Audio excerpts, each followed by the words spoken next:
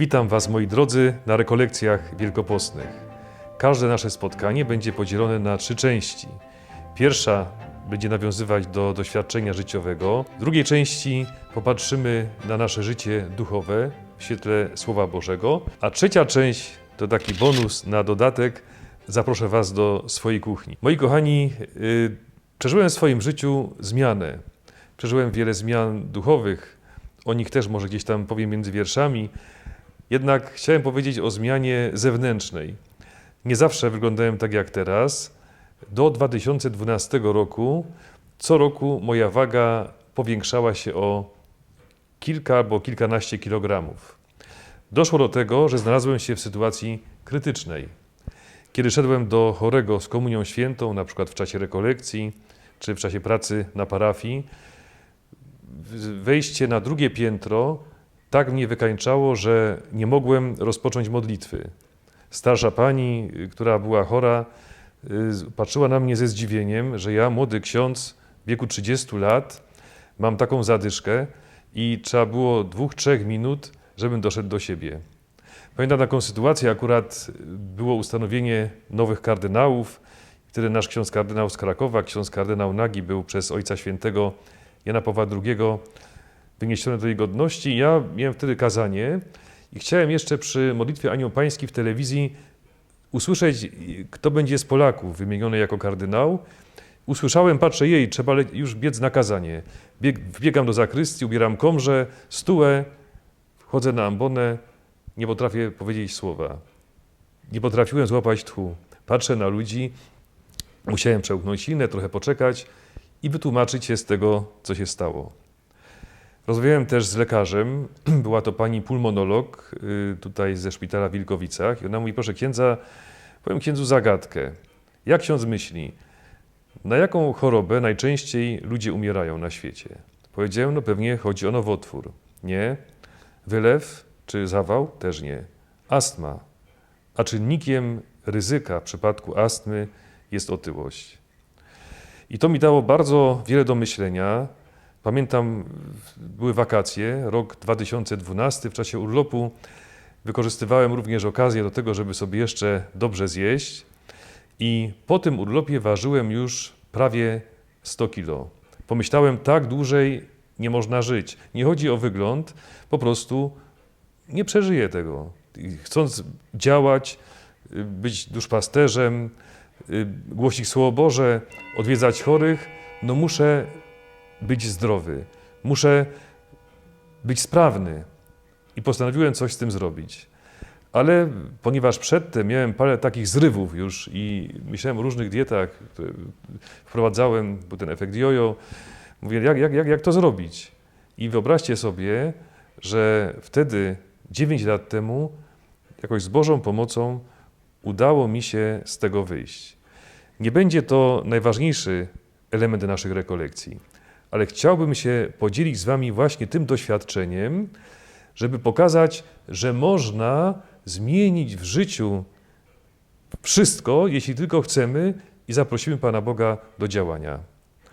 Jak to zrobić? Będziemy o tym mówić w czasie kolejnych naszych dni rekolekcyjnych.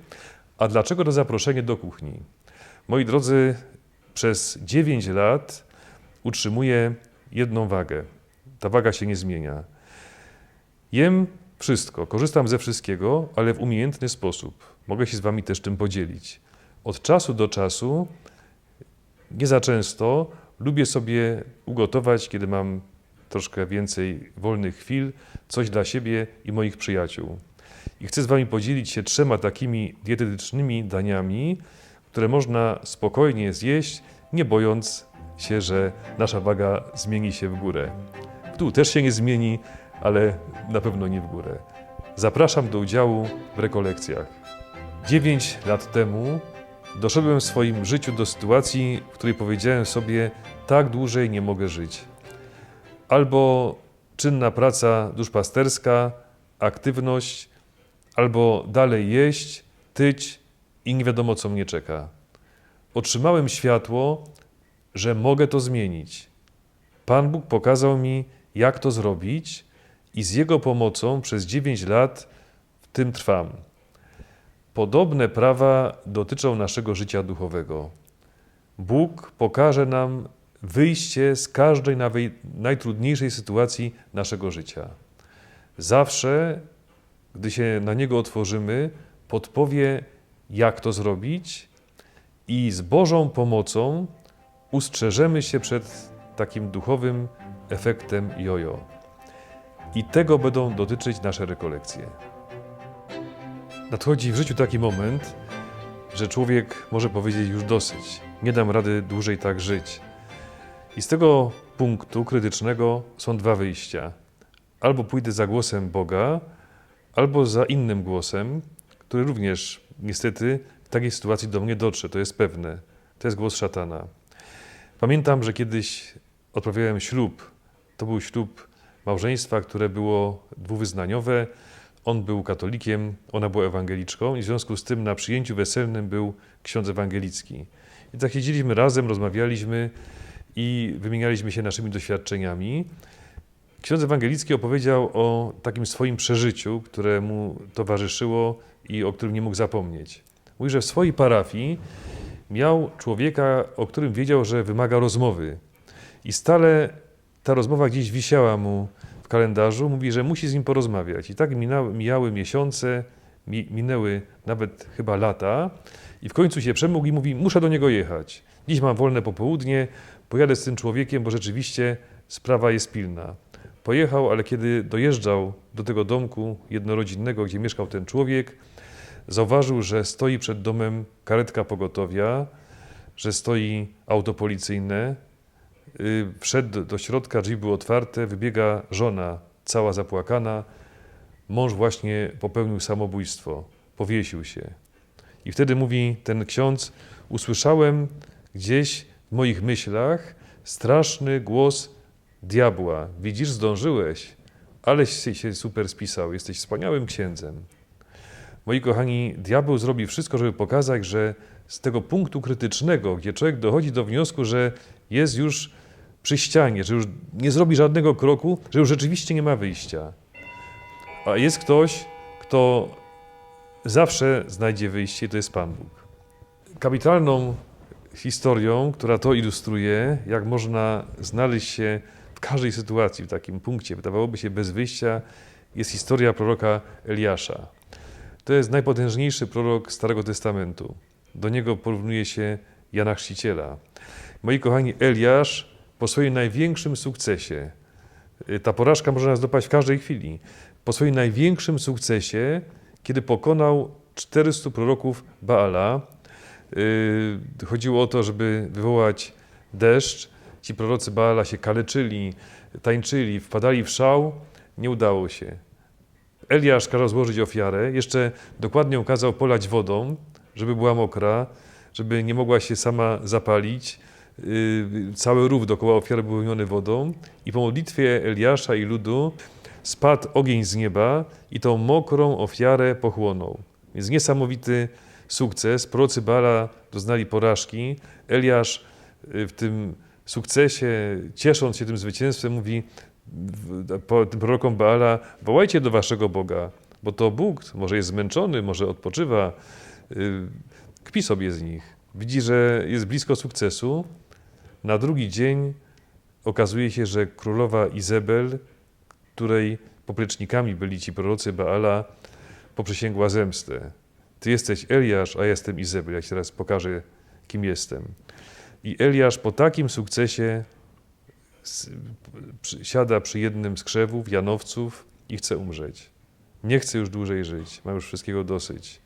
Życie już dla mnie nie ma sensu. Zauważmy, że ten punkt krytyczny może dopaść w każdej chwili. To jest jedna z wielu historii. Whitney Houston, Michael Jackson, Matty Kinen, ten skoczek narciarski, Matty Nikenen, wielu innych. W punkcie najważniejszym w swoim życiu, kiedy odnieśli sukces, właśnie przeżyli kryzys. I w tym momencie, kiedy Eliasz chce umrzeć, nagle zjawia się anioł. Masz wodę, masz podpłomyk, idź. O tym posiłku Eliasz doszedł przez 40 dni do góry Choreb i tam powiedział, tam odżył na nowo, mówi, żarliwość o dom Pana wypełnia mnie. Żarliwość o Pana Boga zastępów wypełnia moje serce. A więc przeszedł zwycięsko przez ten kryzys. Jedna z naszych katechetek, która mieszkała na terenie naszej diecezji, uczyła w Warszawie w liceum, wtedy jeszcze uczyła może licealistów, bo religia była w Salkach. Mówi, że pewnego razu przychodzi do niej po lekcji religii uczennica, cała blada, i mówi: proszę pani, tego jeszcze nikomu nie powiedziałam, pani jest pierwszą osobą, której to mówię, jestem w ciąży, nie wiem co robić, nie wie o tym mama, tata, nie wiedzą rodzice, kolega z klasy, mój chłopak, nie jest odpowiedzialny, zostawił mnie, co mam zrobić? I kadetka mówi: uśmiechnęłam się, objęłam ją i powiedziałam: przede wszystkim się uśmiechnij. A dlaczego? Bo zostałaś mamą. Jesteś mamą. To jest najwspanialsza wiadomość, jaką mogłaś mi przekazać. A teraz usiądźmy i zastanowimy się, co zrobić. I w tym momencie, mówi ta starsza kadetka, z tej dziewczyny opadły wszystkie emocje, bo zobaczyła drogę wyjścia. W tej chwili jest już dorosłą kobietą w średnim wieku, ma dziecko. Ten chłopak okazał się jednak, że dojrzał do tej całej sytuacji. Kadetka poszła z nią do rodziców, razem z nią to przedstawiła rodzicom, którzy to też od razu zaakceptowali. Teraz pomyślcie, co by było, gdyby natrafiła na osobę, która wskazałaby jej adres kliniki, gdzie można dokonać aborcji. Jak to jest ważne, żeby w takim momencie kryzysowym zjawił się ktoś, kto pomoże nam znaleźć drogę wyjścia. Moi drodzy, znacie moją historię, z którą się z wami podzieliłem. W sytuacji, gdy było mi trudno, gdy widziałem, że już tak dłużej nie dam rady, ja tu się dzielę swoim doświadczeniem takim związanym z moim zdrowiem fizycznym. Natomiast to tak samo jest, jeśli chodzi o zdrowie ducha, o stan naszego ducha. W tej sytuacji trzeba było uwierzyć, że da się coś zmienić w swoim życiu. Trzeba zaufać Bogu. I to jest pierwsza wskazówka, którą trzeba sobie wziąć do serca. Zaufać Bogu.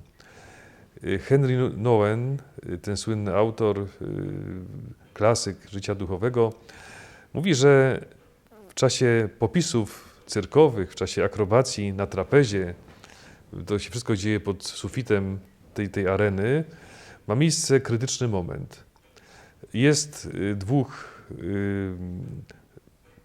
biorących udział w tym przedstawieniu i nagle jeden z nich puszcza drążek tego trapezu.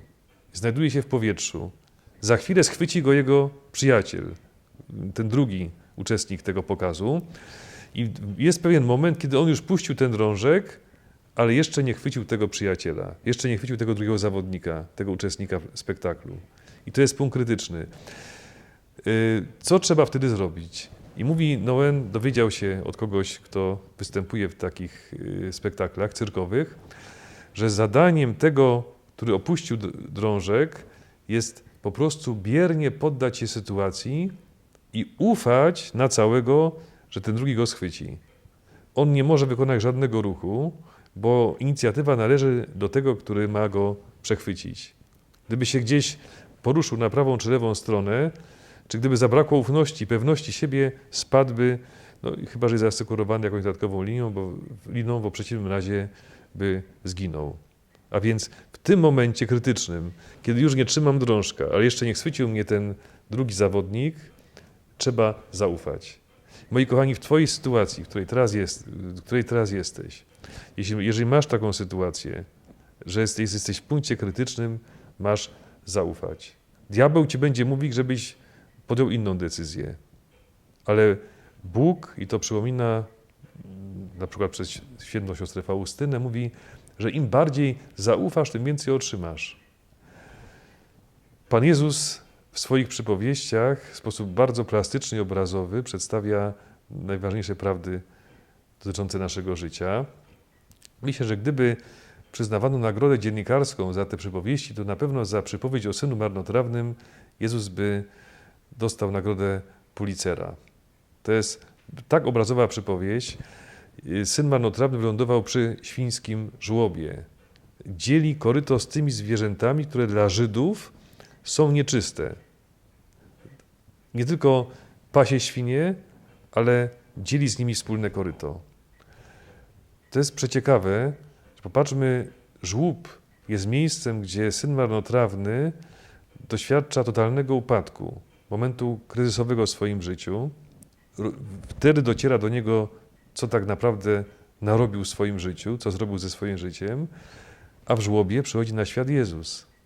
Ksiądz Krzysztof Wąs w jednym ze swoich rozważań, ostatnio na początku pandemii, powiedział: Jezus wiedział, co robi, że narodził się w żłobie, bo wiedział, że tam Ciebie spotka, że bardzo często lądujesz w swoim życiu przy żłobie i tam Jezus na pewno może Cię spotkać. Bo i kochani, popatrzmy, kiedy jak syn marnotrawny nasze życie sięga dna, jesteśmy przy żłobie, to tam możemy spotkać Jezusa.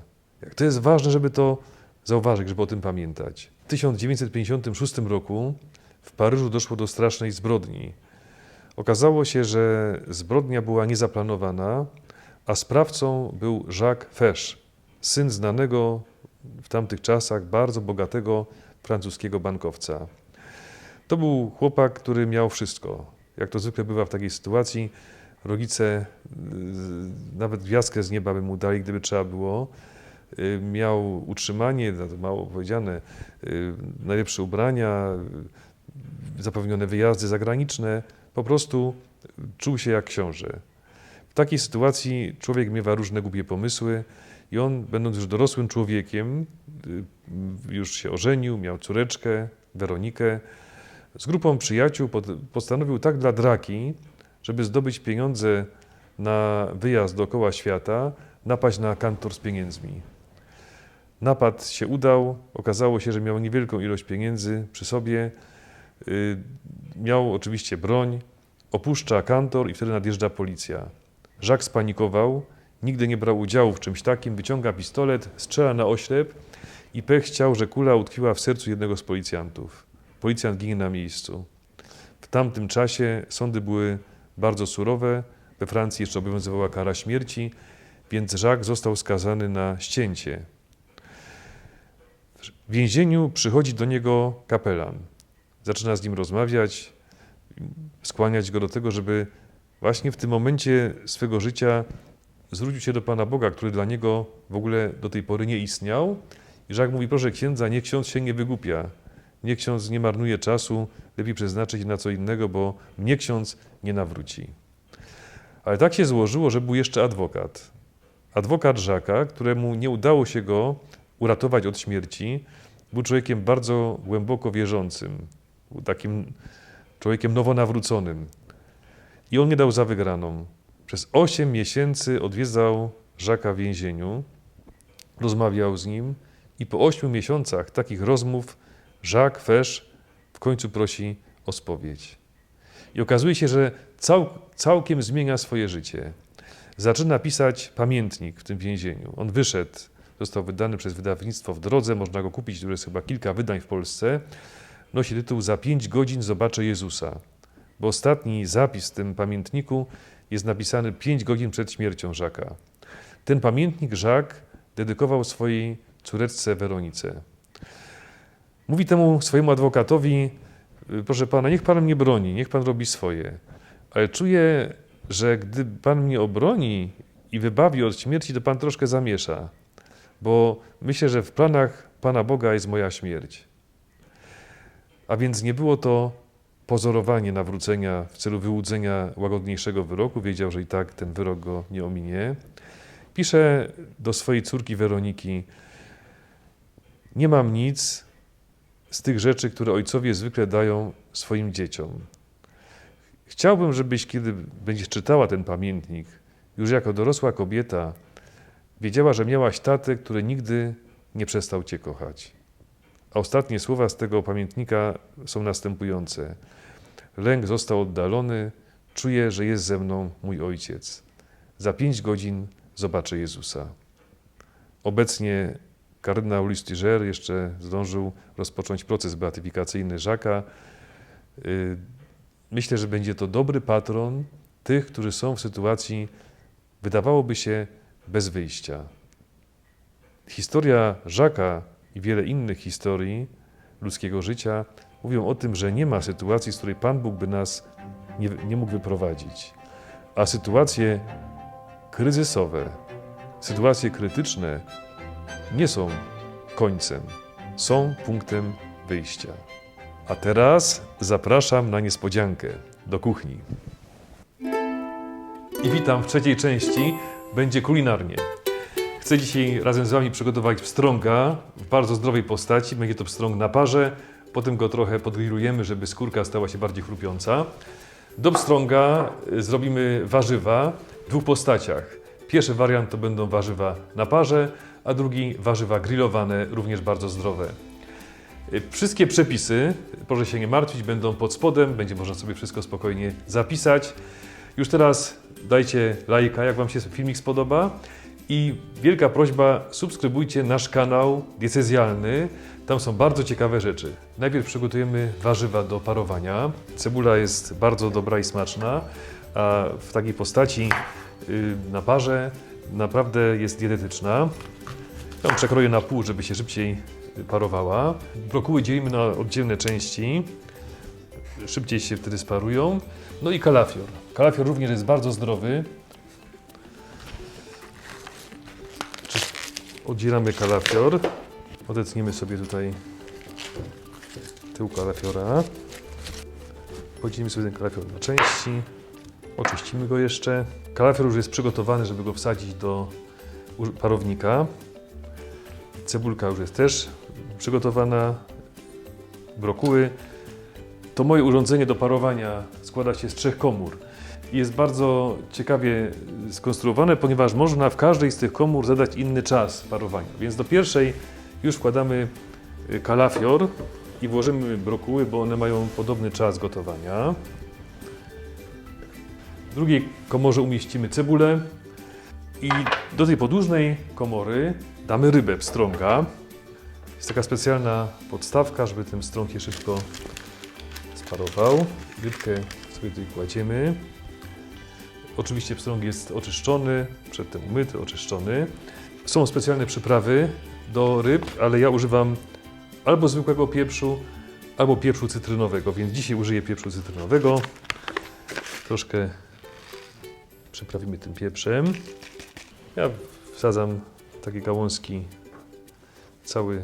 całą taką część pietruszki i bardzo zresztą ją lubię, jest bardzo smaczna.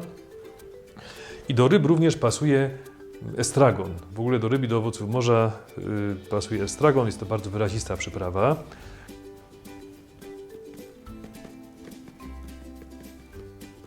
I pstrąga wsadzamy do parownika. Programujemy teraz ten parownik. Można nastawić swój czas. Ja wykorzystam te dane, które tutaj są już zaprogramowane, więc w tej podłużnej komorze nastawię rybę, tutaj cebulę i tutaj kalafior i brokuły. Włączamy parownik. A my zajmiemy się teraz przygotowaniem warzyw na grilla. Wykorzystamy bakłażana, cukinię, paprykę i taką czerwoną cebulkę. Cukinię kroimy na mniej więcej centymetrowe plasterki. Bakłażan również staramy się, żeby te plastry miały iść około centymetra grubości. Przygotowujemy danie na jedną osobę, więc nie musi to być duża ilość. A operator to co?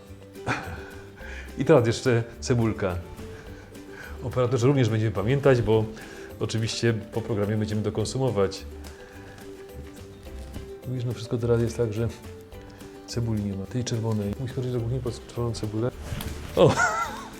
Dobrze. W tym miejscu mi się przypomina słynna scena ze Shreka, że każdy z nas jest jak cebula, ma warstwy. Przy krojeniu cebuli trzeba uważać, żeby się nie rozpłakać, żeby potem ktoś nie pomyślał, że tak się wzruszyłem treściami, które są przekazywane w czasie rekolekcji. A to jest z cebuli. Jest taki syndrom człowieka cebuli. Człowiek, który ma inną twarz dla rodziców, inną twarz dla kolegów, inną twarz dla przełożonych. I pytanie, gdzie jest prawda o człowieku? Tak, ta cebula, gdybyśmy chcieli znaleźć środek cebuli, stoją przed zadaniem nie do wykonania, ponieważ będą tylko, jak widzimy, kolejne warstwy. Warzywa są przygotowane. Teraz będziemy grillować. No, mam większą tremę przy gotowaniu niż przy mówieniu kazania, bo zapomniałem o papryce. I papryczkę możemy pokroić na przykład w trójkąty, żeby ładnie wyglądała. Na moje warunki skromne, czy dla moich kolegów, którzy znajomych, którzy przychodzą, to wystarczy takie gotowanie, ale na pewno nie jestem zawodowym kucharzem. To pewnie widać. Natomiast gotuję skutecznie i podobno smacznie. Te warzywka grillujemy na raty, chociażby dlatego, żeby zachowały ładny kolor. Więc zacznijmy od bakłażanu i cukinii. Do takiego szybkiego grillowania tych warzyw użyję specjalnej oliwy z oliwek, ale trzeba zwrócić uwagę, żeby to była oliwa, nadawała się do pieczenia. To jest oliwa, która tu zaznaczono, że nadaje się właśnie do pieczenia czy do smażenia. Bardzo niewielką ilość dajemy tej oliwy, tylko troszkę, żeby dosłownie zwilżyć tą patelnię. Przygotowuję naczynie, wykładam je papierowymi ręcznikami, żeby warzywa wyjęte z patelni potem odsączyć z nadmiaru oleju, żeby były jeszcze bardziej dietetyczne. Więc olej się już rozgrzał. Zacznijmy od bakłażanu i cukinii. Wystarczy gdzieś 3 minutki z jednej strony. Szkoda, że Państwo nie czują tego zapachu. Świadczy o tym, że już są warzywa gotowe do bakłażany i cukinia do odsączenia. Teraz kolej na paprykę. W przypadku takich warzyw jak papryka, kalafior, brokuły, cukinia, bakłażan, gotowanie, obróbka termiczna nie zmienia indeksu glikemicznego, więc one są bardzo dietetyczne.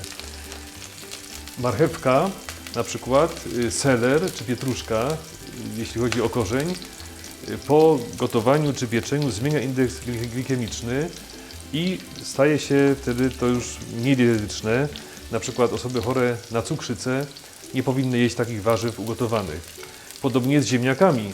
No, gdyby można było jeść ziemniaki na surowo, wtedy byłyby bardzo zdrowe, natomiast no niestety one są szkodliwe w postaci surowej, a ugotowany ziemniak ma indeks glikemiczny bardzo wysoki, bo zmienia się skrobia, która wchodzi w skład ziemniaka, rozkłada się na dwie inne skrobie i one już mają indeks wysoki, więc są niewskazane dla cukrzyków, a także niewskazane dla osób, które chcą jeść dietetycznie.